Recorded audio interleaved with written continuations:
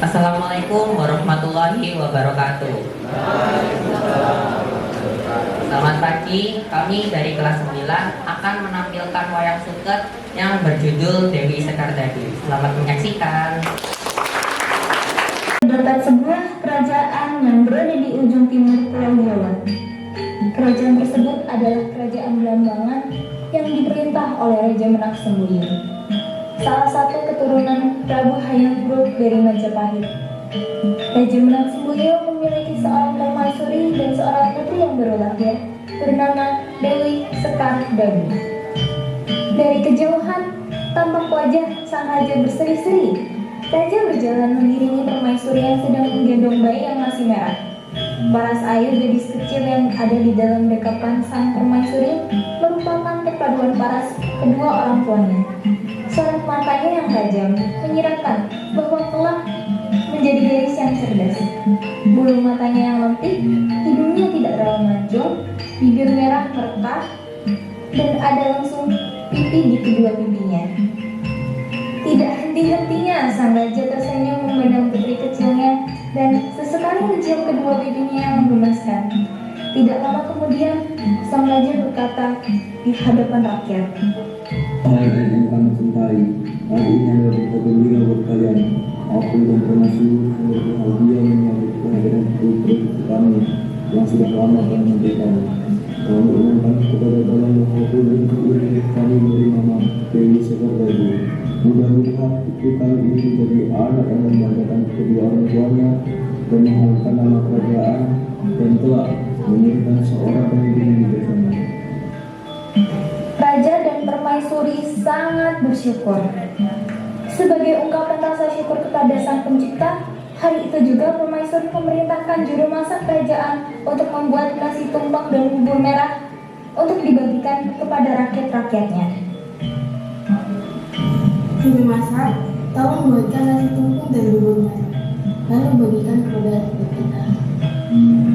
Baik permaisuri, saya akan segera membuatkan nasi tumpeng dan bubur merah.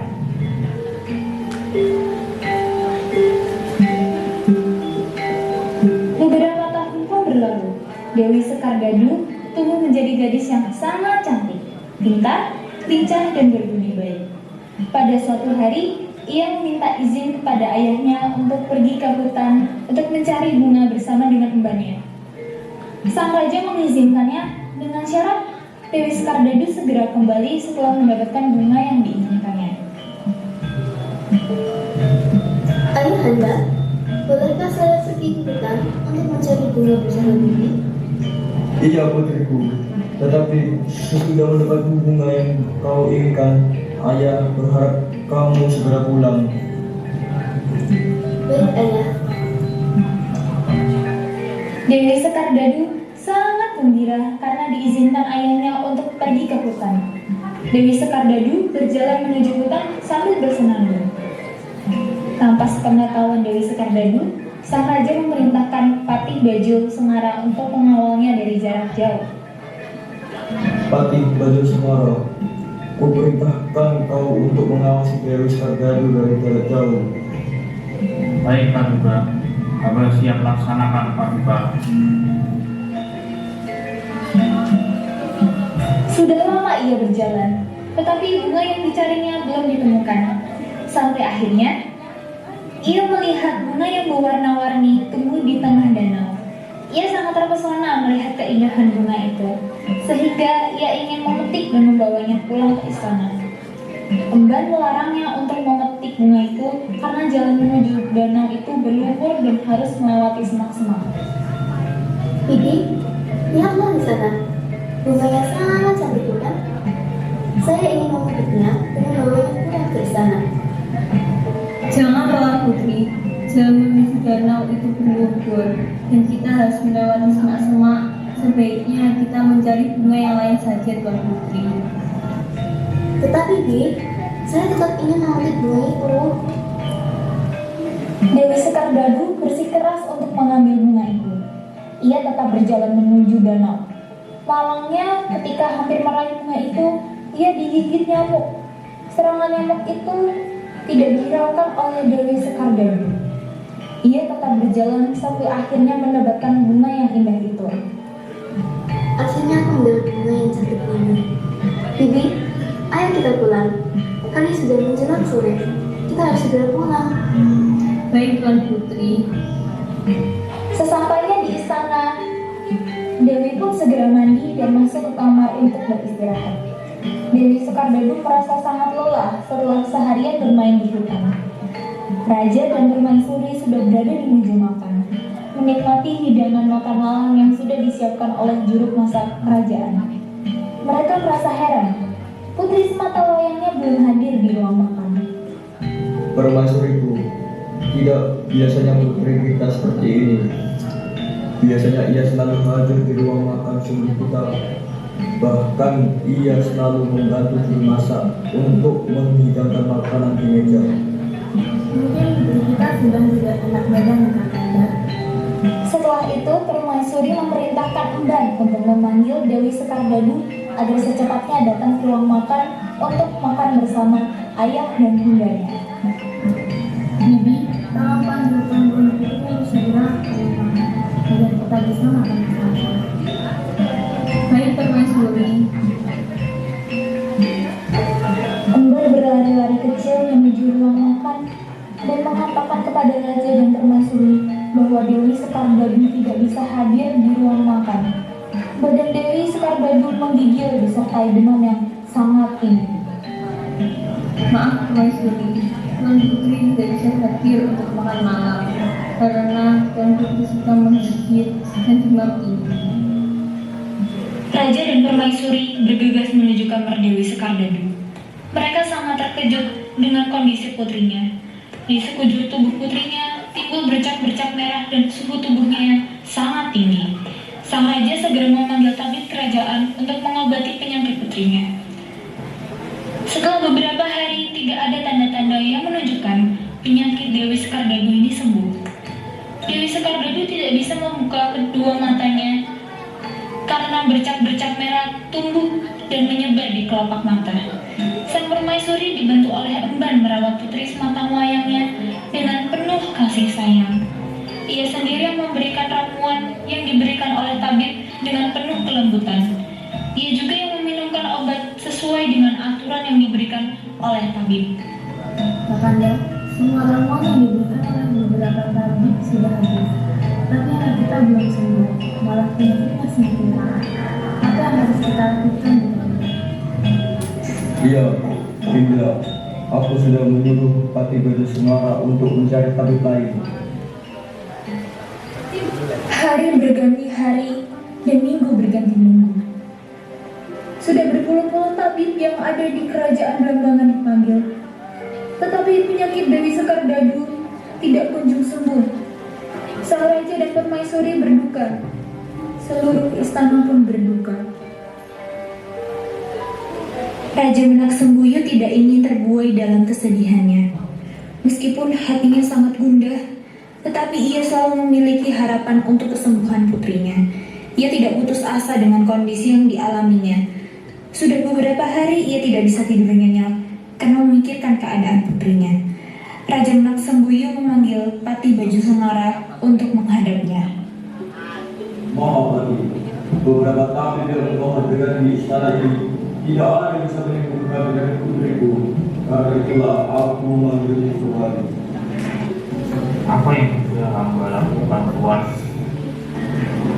Umumkan kepada seluruh rakyat negeri ini bahwa siapa yang menyembuhkan penyakit putriku akan aku beri sembuh.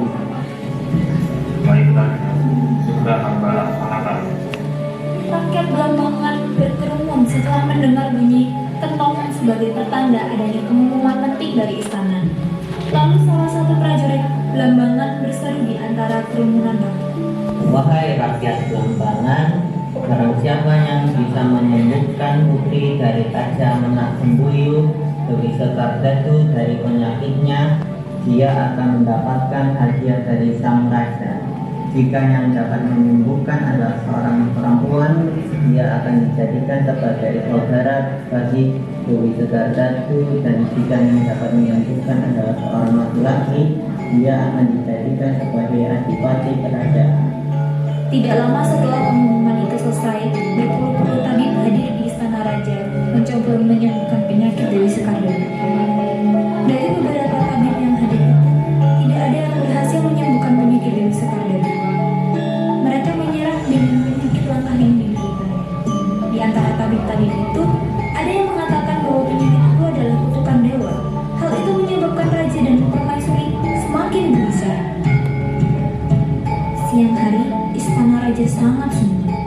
tidak tampak adanya lalu lalang prajurit yang mengantarkan seseorang ke kamar Dewi Sekardado. Hanya ada lalu lalang kembar yang mengantarkan makanan untuk permaisuri yang sedang menjaga putrinya.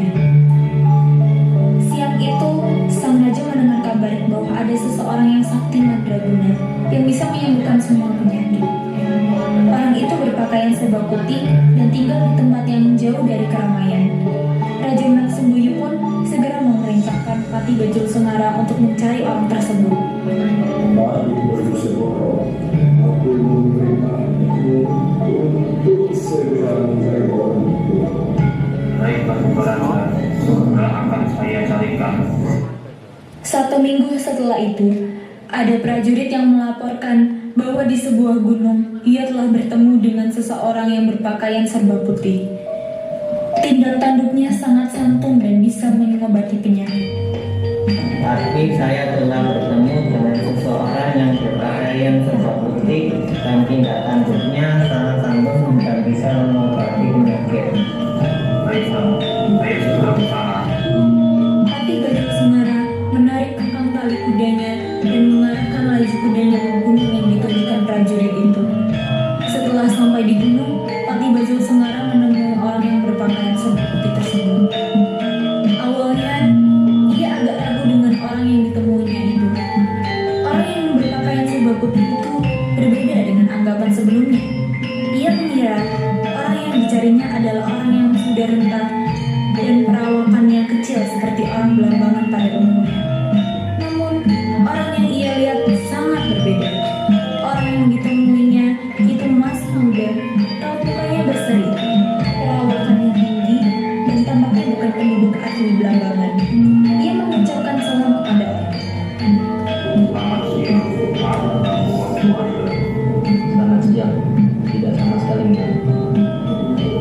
Baik, jika begitu perkenalkan saya Pati Bajul Sengara dari Istana Negeri Belambangan. Salam kenal, saya Maulana Isya. Nama yang tidak lazim di negeri Belambangan.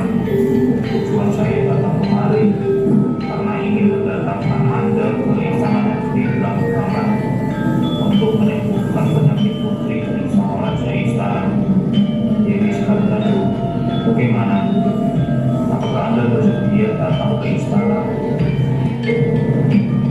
Ya, saya bersedia untuk datang ke istana dan menemukan Tuan Putri.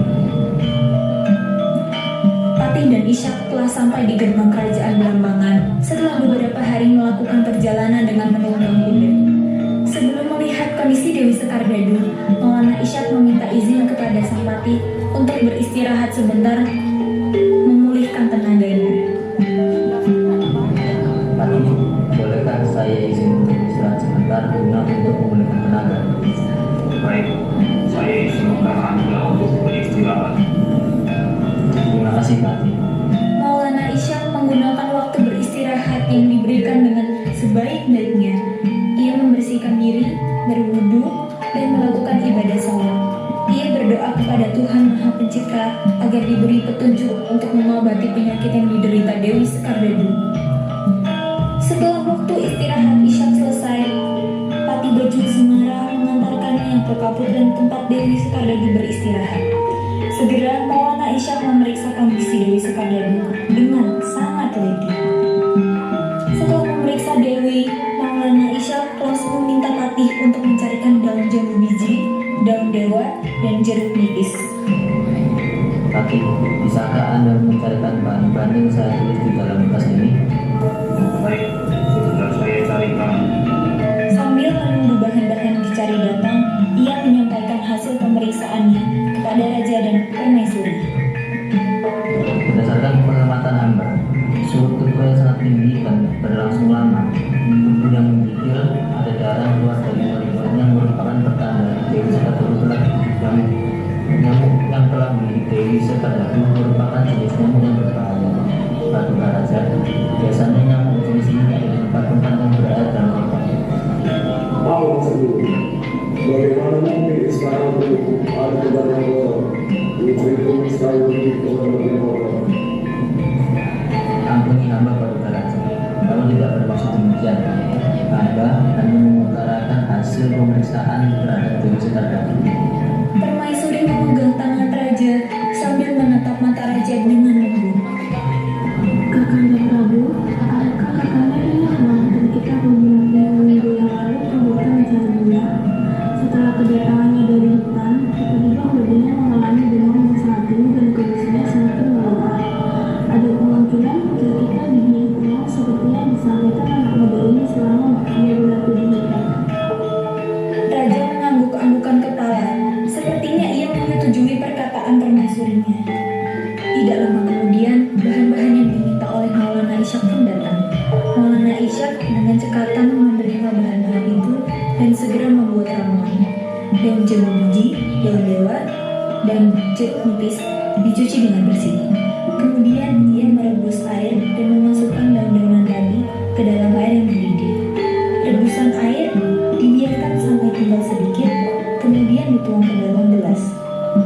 Ramuan tersebut dicampur dengan jeruk nipis dan diminumkan pada Dewi Sekardadu. Maulana Ishak memberikan resep ramuan kepada Emban dan menyuruhnya memberikan ramuan tersebut kepada Dewi Sekardadu 2 hari sekali. Selain ramuan, Maulana Ishak menyarankan sang raja dan permaisuri untuk memberikan sebagian hasil panennya kepada rakyatnya yang miskin dan berdoa kepada Tuhan yang Maha Penguasa untuk memberikan kesembuhan kepada putrinya, yaitu Dewi Sekardadu. Paduka dan permaisuri, saya menyarankan untuk memberikan sebagian hasil panen pada rakyat yang miskin dan untuk memberikan kesembuhan pada putri. Baiklah, terima kasih kami berikan. Saya akan memberi satu untuk menyelesaikan kepada rakyat. Seminggu berlalu, di balai-balai putra, seorang gadis berambut terurai panjangnya sebahu sedang duduk bersama seorang perempuan setengah baya yang memiliki rambut dikerung layaknya seorang bangsawan. Itulah Dewi Sekardadu dan ibunda permaisuri yang sedang bercengkrama di balai-balai putra. Raja dan permaisuri sangat berbahagia. Usaha yang mereka lakukan telah membuka hasil. Berusaha sambil berdoa merupakan langkah mengencrot yang harus dijalani untuk menyembuhkan anaknya dari penyakit yang sangat langka. Saat ini Dewi Sekardadu berangsur-angsur pulih seperti semula. Gadis yang menawan setiap orang yang melihatnya, perpaduan antara lembut dan lincah membuat semakin memikat setiap orang, terutama para pemuda, tidak terkecuali Patih Bajul Semara. Ia sering mencuri pandang kepada putri pembawa raja Kanjeng. Di Pendapa Agung Kerajaan Blambangan, riuh rendah dengan berkumpulnya rakyat dari berbagai kalangan. Pada hari itu, Raja Menaksembuyung menepati janjinya untuk memberikan hadiah kepada orang yang menyembuhkan putrinya, yaitu Dewi Sekardadu. Selamat pagi, rakyat Tuhan Cinta. Hari ini, saya mengumumkan bahwa putriku sudah sembuh dari penyakitnya. Ada seorang yang berhasil menyembuhkan putri. Saya selalu berterima kasih untuk itu. Saya akan memberikan hadiah kepada orang itu yang menyembuhkan putri. Maulana Ishak akan kami angkat sebagai adipati yang akan memimpin adipati baru. Terima kasih Raja. Sama-sama. Jadilah adipati yang baik. Baik Tuan. Sebagai pemenang sayembara, Maulana Ishak diangkat menjadi adipati. Sejak Maulana Ishak menjadi adipati, banyak pengembangan sistem perekonomian dan kondisi budaya sosial masyarakat tertata dengan baik. Perilaku Maulana Ishak yang sangat sopan, santun, disiplin dan kepandaiannya dalam bidang agama sampai Raja Menaksembuyung tertarik dengan Maulana Ishak. Pada akhirnya, Raja menikahkan Maulana Ishak dengan putrinya, yaitu Dewi Sekardadu, dan Raja membuat pengumuman kepada rakyatnya. Wahai rakyat yang kucintai, hari ini ada berita bahagia. Hari ini putri saya Dewi Sekardadu akan menikah dengan adipati Maulana Ishak. Semua rakyat berbahagia mendengar berita tersebut. Lalu Maulana Ishak membawa Dewi Sekardadu ke tempat yang baru. Mereka berdua hidup bahagia bersama. Pada bulan kedua setelah pernikahannya, Dewi Sekardadu dikaruniai Sang Maha Pencipta anugerah yang luar biasa, yaitu janin yang ada di rahimnya. Berita bahagia ini segera disampaikan kepada Raja dan Permaisuri. Raja sangat bahagia mendengar berita tersebut. Mereka sangat bahagia karena akan segera memilih memiliki generasi yang baru yang akan meneruskan kerajaan Belambangan.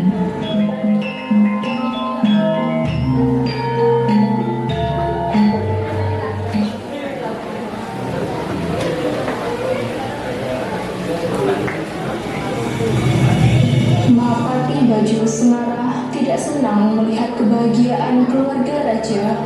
Timbul rencana liciknya terhadap Maulana Ishak. Ia berusaha menghasut sang raja agar tidak menyukai Maulana Ishak. Maduka Raja, hamba mempunyai informasi yang sangat penting. Maulana Ishak bukanlah asli penduduk Belambangan, sehingga keturunannya kelak tidak layak menjadi pengganti raja. Apa yang harus aku lakukan, Patri?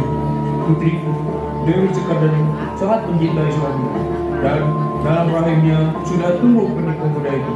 Aku sangat bingung, Patri. Maka sebaiknya kita mengirimnya ke tempat yang sangat jauh. Apa yang harus aku katakan kepada putriku? Itu mudah, Paduka.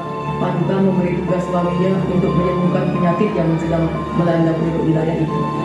Bagus, Patri. Kau benar-benar sangat cerdas. Tanpa sengaja, ada seseorang yang mendengar percakapan raja dan Patih Baju Sengarah. Orang itu tergesa-gesa meninggalkan tempat itu agar tidak diketahui oleh raja dan patihnya bahwa ia telah mendengar rencana jahat mereka. Maulana Ishak baru saja menyelesaikan sholat malam ketika ia membuka pintu rumahnya untuk menghirup udara pagi yang sejuk. Ada suara derap kaki kuda di dekat rumahnya. Penunggangnya adalah seorang prajurit dari istana raja. Tidak biasanya ada prajurit yang datang ke tempatnya sepagi buta itu. Selamat malam Adipati, hamba hendak menyampaikan pesan raja. Raja memerintahkan Adipati Maulana Ishak untuk pergi ke sebuah tempat yang sedang dilanda sebuah penyakit yang mematikan. Baiklah prajurit, tolong sampaikan kepada raja bahwa aku siap menjalankan tugas yang diberikan. Banyak sekali pikiran yang berkecamuk di kepalanya. Ia ingin mengajak istrinya meninggalkan tempat itu, tetapi ia tidak ingin istrinya menderita jika mengikutinya pergi. Ia juga tidak tega meninggalkan istrinya yang sedang mengandung itu. Maulana Ishak menghampiri istrinya dan berpamitan kepada istrinya. Aku mendapat tugas mulia dari Paduka Raja. Sebelum aku pergi, aku akan menyuruh seseorang untuk menjemput emban agar menemanimu. Tidak, aku akan merasa tenang kalau meninggalkanmu dengan seseorang yang menyayangimu. Cepat kembali Kakanda, kami akan sangat merindukanmu. Dengan air mata yang menggenang di pelupuk matanya, entahlah, ia hanya merasa sangat gundah dengan kepergian suaminya itu. Dalam hatinya, ia memohon kepada Tuhan Yang Maha Pelindung agar melindungi suaminya dimanapun ia berada dan memohon agar suaminya kembali dengan selamat. 3 bulan telah berlalu, tetapi suami Dewi Sekardadu belum kembali dari tugas yang diberikan oleh ayahandanya. Ia mulai gelisah memikirkan suaminya, walaupun enggan selalu menghiburnya untuk selalu tenang. Tenanglah Dewi, Adipati kan orang baik dan taat, pasti Tuhan selalu melindunginya. Emban tidak tega melihat kesedihan Dewi Sekardadu, tetapi ia tidak berani mengatakan apa yang sudah didengarnya. Ia mendengar dengan jelas percakapan antara Raja dan Mahapati Baju Sengarah. Seketika itu, ia merasa gugup dan bibirnya gemetar. Beristirahatlah Dewi, engkau pasti kelelahan. Lihat wajahmu sangat pucat. Sementara itu, di sebuah tempat yang berpuluh-puluh kilometer jauhnya dari rumah Dewi Sekardadu, Maulana Ishak sedang berjuang menghadapi serangan segerombolan orang bercadar hitam. Maulana Ishak meminta mereka untuk menyingkir dari jalan yang akan dilaluinya. Mereka malah menyerangnya. Akhirnya, Maulana Ishak berhasil melepaskan diri dari gerombolan itu dan segera mengarahkan kudanya menuju ke rumahnya. Sesampainya di kediamannya, Maulana Ishak dikejutkan dengan kabar bahwa banyak penduduk yang dihukum oleh raja karena dituduh akan melakukan pemberontakan terhadap raja. Akhirnya, suami Dewi Sekardadu menyadari bahwa ada seseorang yang berusaha menjatuhkannya dengan cara menghasut sang raja. Pada malam gelap gulita itu, Maulana Ishak mendengar desingan musuh panah di dekatnya. Ia mengikuti kemana arah suara itu. Desingan itu berhenti di pohon depan rumahnya. Ia mendekati sumber suara itu dan melihat busur panah menancap di pohon itu. Di ujung busur panah itu terdapat kulungan kertas yang kecil. Ia menarik busur panah dan mengambil kertasnya. Sebuah surat yang ditujukan kepada dirinya untuk menemui seseorang di sebuah tempat. Malam itu, ia bergegas menuju tempat yang ada dalam surat itu. Ia terkejut ketika siapa yang ada di hadapannya saat itu. Pada Batu Sengar, ada apa gerangan sehingga engkau mengajakku bertemu di tempat ini? Dalam Adipati Maulana Ishak, aku ingin engkau meninggalkan tempat ini secepatnya sebelum tambah banyak pendudukmu yang menjadi korban perbuatanmu. Tuhan mengancam saya. Apa yang telah saya perbuat sehingga Tuhan menyuruh saya pergi dari tempat ini? Engkau telah melakukan kesalahan besar dengan mengajarkan mereka membaca dan menulis. Aku tahu engkau ingin mendidik mereka untuk memberontak terhadap kekuasaan Bajir. Tuhan salah besar. Saya tidak pernah sedikit pun berniat melakukan hal itu. Tidaklah, hal yang perlu kamu ingat adalah meninggalkan tempat ini atau rakyatmu yang akan menjadi korban. Setelah berkata demikian, Patih Bajul Sengara meninggalkan Maulana Ishak. Maulana Ishak sekarang mengetahui penyebab banyaknya penduduk yang ditangkap dan menghilang dengan tiba-tiba. Ia tidak tega membiarkan penduduk yang tidak bersalah menanggung perbuatan keji dari Patih Bajul Sengara. Dengan berat hati, ia memutuskan untuk meninggalkan istrinya yang sedang mengandung 7 bulan. Ia meninggalkan tempat ini karena tidak ingin terjadi adanya korban yang lebih besar lagi. 2 bulan setelah kepergian suaminya, Dewi Sekardadu melahirkan bayi laki-laki yang rupawan. Bayi itu berbeda dengan bayi lainnya. Wajahnya memancarkan cahaya terang. Setiap orang yang memandangnya merasakan kedamaian. Demikian juga dengan Raja dan Permaisuri. Raja dan Permaisuri berbahagia melihat kelahiran cucunya. Tuhan menjawab doa sang raja ketika putrinya lahir. Paduka Raja, rasanya tidak layak bayi itu menjadi penerus raja karena bayi itu bukanlah keturunan Blambangan, Raja. Sudahlah Patih, tidak apa-apa. Aku percaya bayi ini telah menjadi penerusku yang lebih. Pada waktu itu di Blambangan ada wabah penyakit yang mematikan. Banyak penduduk yang meninggal akibat penyakit itu. Kesempatan itu digunakan oleh Patih Bajul Sengara sebagai alat yang melancarkan usahanya untuk menyingkirkan keturunan Maulana Ishak. Paduka Raja yang mulia, hamba mempunyai informasi penting mengenai negeri ini. Ada informasi apa Patih? Menurut dukun-dukun terkenal di Blambangan ini, wabah penyakit yang terjadi di sini diakibatkan hawa panas yang memancar dari jiwa bayi. Tunggu yang mulia, cepat atau lambat bayi itu akan menjadi bencana di negeri ini. Lalu mau kita apakan bayi ini? Putriku Dewi Sekardadu tidak pernah meninggalkan bayinya sendirian. Apa kita harus meminta Tuhan untuk membawa bayi itu ke suatu tempat? Betul Raja, kita harus membawa bayi itu jauh dari sini agar wabah ini. Tolong jaga anakku dengan baik ya. Ayahanda memanggilku ke istana. Aku akan kembali secepatnya. Baik Dewi, hati-hati ya. Setelah itu, ia bergegas naik kereta kuda yang sudah menunggunya di depan rumah. Beberapa saat kemudian, ada derap kuda yang berhenti di depan rumah. Mbak, izinkan saya untuk membawa bayi ini ya.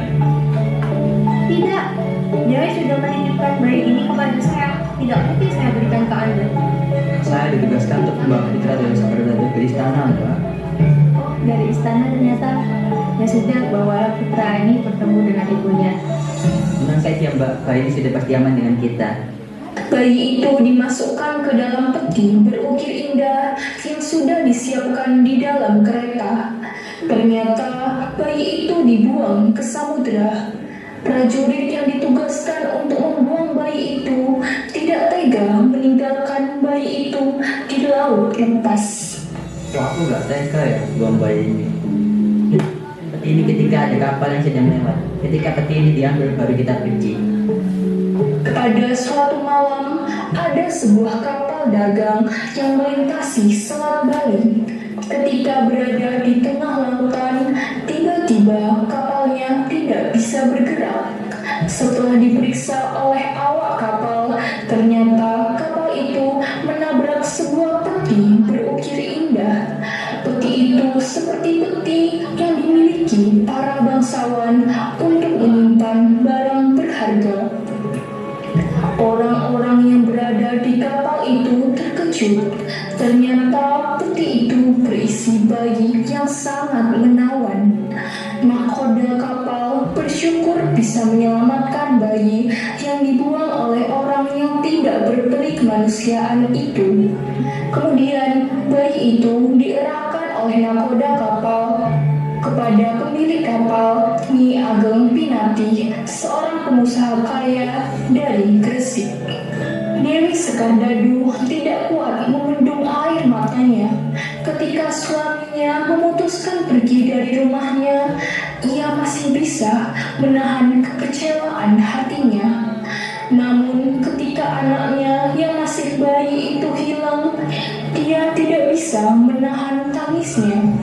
Ia kecewa dengan tindakan yang dilakukan oleh ayahandanya. Akhirnya, ia memutuskan untuk meninggalkan kerajaan Blambangan. Anakku hilang.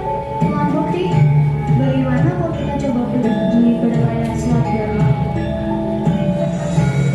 Ia pergi ke pantai menunggu siap kapal yang berlabuh ditemani oleh emban setianya. Setiap ada kapal yang berlabuh, ia bergegas mencari tahu keberadaan anaknya. Namun tidak ada petunjuk sama sekali. Akhirnya, ia memutuskan untuk menumpang di salah satu kapal yang akan berlayar menuju Surabaya. Ia berharap akan mendapat informasi mengenai keberadaan anaknya. Dalam perjalanan tersebut, kapal yang ditumpanginya dihantam ombak yang sangat besar sehingga kapalnya tenggelam. Tubuh Dewi Sekardadu ditemukan oleh nelayan yang sedang mencari ikan di laut. Kemudian nelayan itu menyelamatkan dan membawanya pulang ke rumahnya yang berada di daerah Kepetingan Sidoarjo.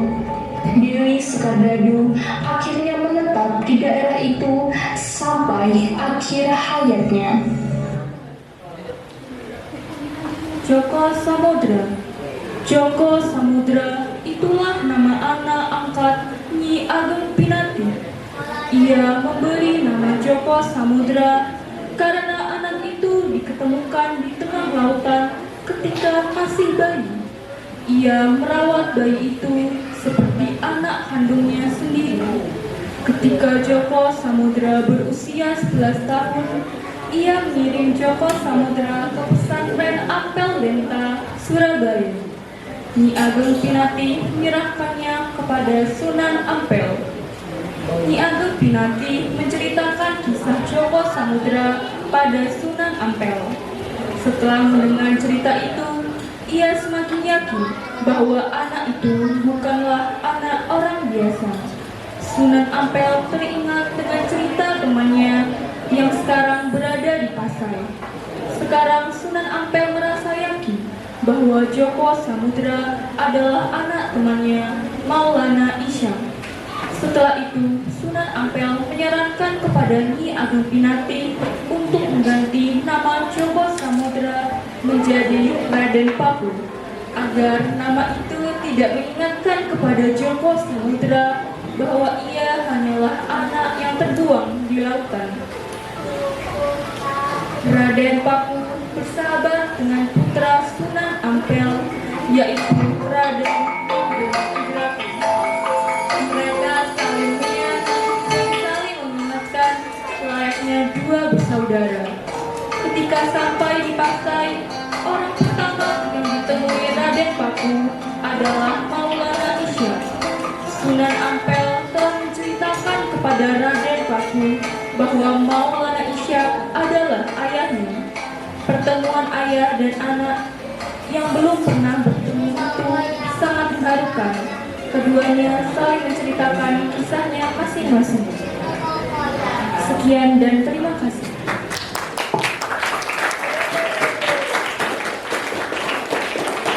Sekian penampilan dari kelas 9. Maaf jika ada salah kata. Terima kasih.